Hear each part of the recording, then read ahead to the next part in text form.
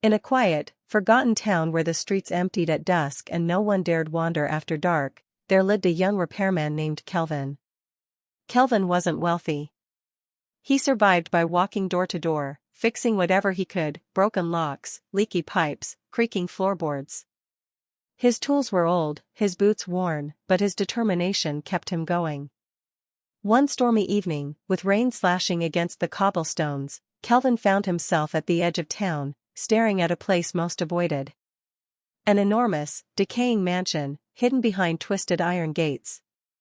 The windows glowed faintly, though no one had lived there for decades, or so people said. Still, work was work. Kelvin knocked. The door groaned open on its own. Inside, the smell of rotten damp wood clung to the air.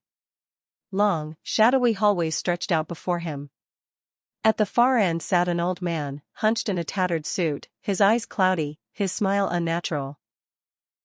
"Fix the front door," the man rasped, his voice like dry leaves scratching across stone. Kelvin nodded, eager to finish quickly. He set his toolbox down and began his work. But as the hammer struck the wood, he noticed something strange. The door was carved with symbols, circles, jagged lines, marks that seemed to twist and move under the flickering candlelight. He blinked, rubbed his eyes. For a moment, he thought he saw the carvings shift into eyes staring back at him. From the corner of his vision, the mirrors lining the hallway trembled. Shadows passed through them, figures moving silently though the hall was empty. Kelvin froze. His voice trembled. "Sir, what's with these carvings?" But when he turned around, the old man was gone. In his place sat a letter, sealed with thick, blood-red wax. Hands shaking, Kelvin tore it open. The words inside were written in jagged ink. "For repairing the door, you inherit everything within these walls." At first, he thought it was some twisted joke.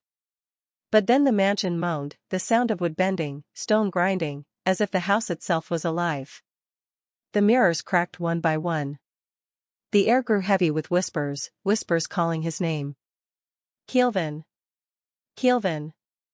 The candlelight stretched, forming long, thin shadows that crept up the walls like spiders. He grabbed his toolbox and ran to the door.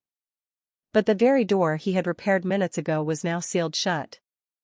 The lock clicked loudly, from the outside. His heart pounded. He pulled, kicked, slammed his shoulder into it, but the door did not budge. The whispers grew louder. Doors upstairs slammed shut, one, then another, like something was rushing toward him. "Let me out!" Kelvin screamed. But deep inside, he already knew the truth. The house didn't want him to leave. The house wanted him to stay. The inheritance was no fortune. No treasure. No gift. It was a curse. Kelvin was now the mansion's keeper, bound forever to its rotting walls. And the mansion, it was hungry. That night, as the storm raged, the lights eyed